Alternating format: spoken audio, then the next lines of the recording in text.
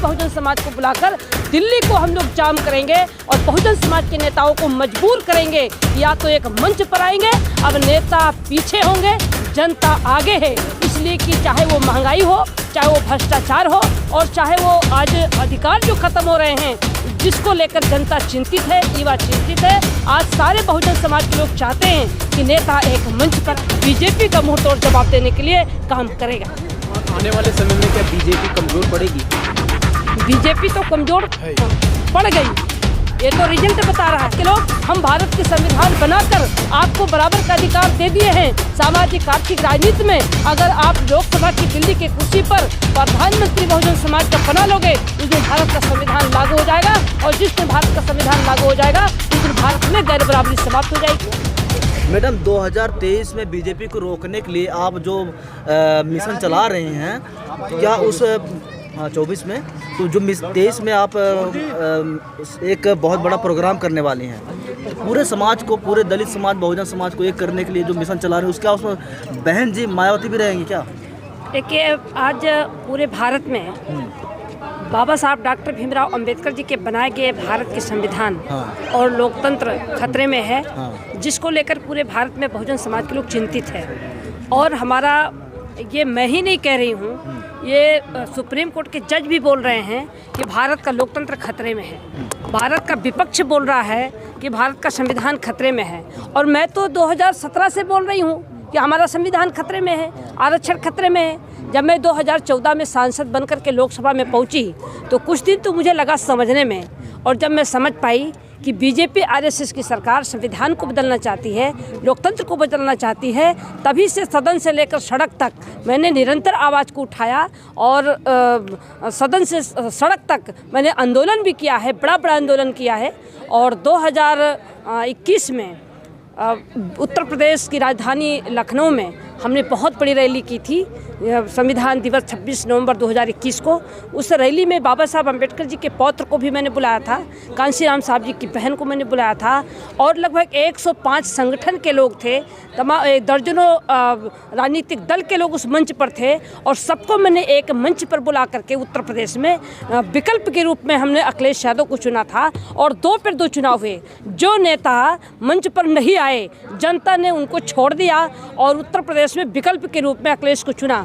कुछ कमी हुई जिसके नाते सरकार तो नहीं बन पाई, लेकिन बीजेपी को नाको चना चुवाने का काम हम लोगों ने किया है। आज पूरे भारत में बहुजन समाज के लोग एक मंच पर आ रहे हैं। निश्चित रूप से हम संविधान को बचाने के लिए, लोकतंत्र को बचाने के लिए, आरक्षण को बचाने के लिए 26 नवंबर 2023 को भारत की राजधानी नई दिल्ली में बहुत बड़ी रैली हम लोग करने जा रहे हैं, जिसमें पूरे भारत की बहुजन समाज को बुलाकर दिल्ली को हम लोग जाम करेंगे और बहुजन समाज के नेताओं को मजबूर करेंगे कि या तो एक मंच पर आएंगे। अब नेता पीछे होंगे, जनता आगे है, इसलिए कि चाहे वो महंगाई हो, चाहे वो भ्रष्टाचार हो और चाहे वो आज अधिकार जो खत्म हो रहे हैं जिसको लेकर जनता चिंतित है, युवा चिंतित है। आज सारे बहुजन समाज के लोग चाहते हैं कि नेता एक मंच पर आए। जो नेता एक मंच पर नहीं आएगा उसको जनता छोड़ देगी और विकल्प के रूप में, बीजेपी के विकल्प के रूप में 2023 में संविधान दिवस पर पूरे बहुजन समाज के लोग वहीं से ऐलान करेंगे कि भाजपा का विकल्प कौन होगा, हम सब लोग उसके साथ होंगे। मैडम, जैसे आपने बताया कि संविधान खतरे में है, लाखों संगठन हैं और डेली प्रोग्राम हो रहे हैं, करोड़ों जो बहुजन है वो जागरूक हो चुका है, फिर भी मतलब संविधान खतरे में और खतरा जो और बढ़ता ही जा रहा है, तो क्या इसका क्या सॉल्यूशन क्या है? देखिए, संविधान को बचाने के लिए, बहुजन को बचाने के लिए हमने बहुजन महासंघ हम लोगों ने बनाया है और बहुजन महासंघ बना करके भारत के तमाम सामाजिक संगठन व राजनीतिक संगठन के लोगों को हम लोग एक मंच पर ला रहे हैं। अभी 26 नवंबर 2022 को भारत की राजधानी नई दिल्ली जंतर मंतर पर हम लोगों ने संविधान दिवस मनाया, जिस मंच पर तमाम सामाजिक संगठन, राजनीतिक दल के लोग उस मंच पर थे। और 6-7 दिसंबर को रामलीला ग्राउंड में एससी और ओबीसी माइनॉरिटी के तमाम सामाजिक संगठन, राजनीतिक दल के लोग उस मंच पर थे। और 2023 में 26 नवंबर 2023 को भारत की राजधानी नई दिल्ली में बहुत बड़ी रैली हम लोग करने जा रहे हैं। उसमें बहुत बड़े बड़े चेहरा आपके मंच पर होंगे और उसी दिन निर्णय होगा कि संविधान को बचाने के लिए भारत में बीजेपी का विकल्प कौन होगा, वही से ऐलान किया जाएगा। मैम बहुजन समाज की जो आज बहुजन समाज हाशिए पे पहुंचा हुआ है, इसके लिए मायावती और बीएसपी को कितना जिम्मेवार मानते हैं? देखिए, आज की तारीख में हमारा जो भारत का बहुजन समाज है, अब सबको एक मंच पर आने की ज़रूरत है। हमें किसी का आलोचना करने के बजाय हम सभी बहुजन समाज के लोगों को एक मंच पर आना चाहिए। मैं सबसे निवेदन कर रही हूँ, चाहे वो राजनीतिक दल के लोग हों और चाहे वो सामाजिक संगठन के लोग हों, अब सबको संविधान को बचाने के लिए, लोकतंत्र को बचाने के लिए एक मंच पर आए और आ भी रहे हैं।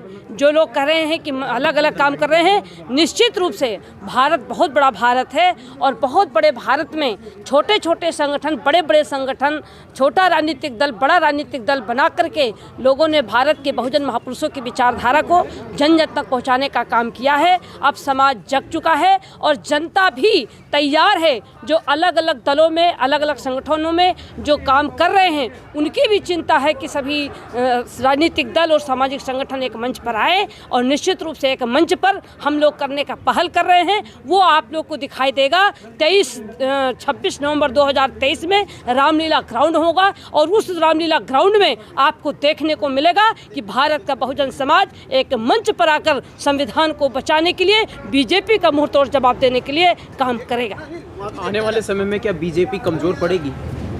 बीजेपी तो कमजोर पड़ गई, ये तो रिजल्ट बता रहा है। ये तो जब चुनाव आता है तो चुनाव के मौके पर कभी कोरोना महामारी बीमारी का डर दिखाया जाता है और तो कभी गरीबों के बीच में, कभी किसानों के बीच में कुछ पैसा डाल करके, गरीबों के बीच में गल्ला डाल दे करके और उनके वोट को खरीदने की साजिश हो रही है। जो मोदी कहते थे घर घर मोदी, हर हर मोदी, अब वो सब नारा इनका ख़त्म हो गया। मोदी जो मन की बात करते हैं, अब मन की बात तो करते हैं लेकिन सुनने की क्षमता उनमें तो है नहीं। इसलिए नहीं है कि उन्होंने समाज को, भारत के बहुजन समाज को गर्त में डालने का काम किया, संविधान को मिटाने का काम किया, बहुजन समाज को गुलाम बनाने का काम किया और कहा फकीर है। तो वो फकीर नहीं, बल्कि समाज का जितना धन है, संविधान में जो बहुजन समाज की आज़ादी है, वो सब कुछ खत्म करके बहुजन समाज के लोगों को फकीर बनाने की वो जो साजिश कर रहे हैं, उनके साजिश का पर्दाफाश हो चुका है। अब मोदी के बहकाने में अब बहुजन समाज आने वाला नहीं है।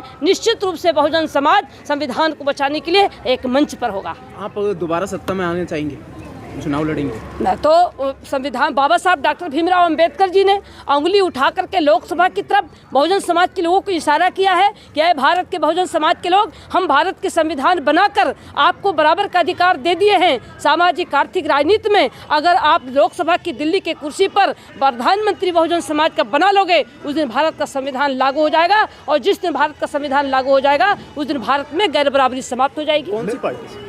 एक सवाल मैडम, बहुजन नेता और बहुजन पत्रकार आज कांग्रेस के भारत जोड़ो में यात्रा में शामिल हुए हैं, मगर आप इस वहाँ पर बहुजन मूवमेंट चला रहे हैं, इस विषय क्या कहेंगे? देखिए, आज ज़रूरत है संविधान को बचाने के लिए। संविधान को बचाने के लिए चाहे वो सोशल मीडिया हो और चाहे वो बहुजन समाज के लोग हों, सबको एक मंच पर आना होगा और सब लोग काम कर रहे हैं, उस विषय पर रास्ते पर चल रहे हैं। सभी लोग को एक मंच पर किया जा रहा है। मैं सोशल मीडिया के भाइयों से ज़रूर अनुरोध करूंगी कि तमाम दिक्कतों का सामना उनको करना पड़ रहा है, इसलिए कि जो गोदी मीडिया है वो हमारी मीडिया नहीं है, वो सत्ता की मीडिया है। और जो हमारा सोशल मीडिया जो चला रहे हैं हमारे भाई, वो अपनी परिस्थितियों को देखते हुए अपना घर परिवार को छोड़कर समाज की बात को, संविधान को बचाने के लिए वो समाज के बीच में जा रहे हैं, काम कर रहे हैं, त्याग कर रहे हैं, मेहनत कर रहे हैं। मैं उनको साधुवाद देती हूं और समाज से अपील करूंगी कि उन बहुजन मीडिया